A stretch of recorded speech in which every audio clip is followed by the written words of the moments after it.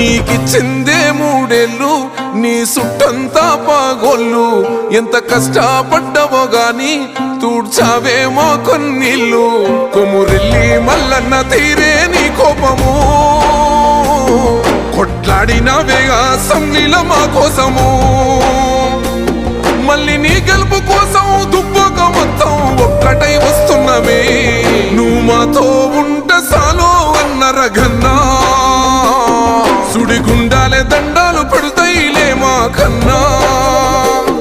నువ్వు మాతో ఉంటే సాలో అన్న రఘన్నా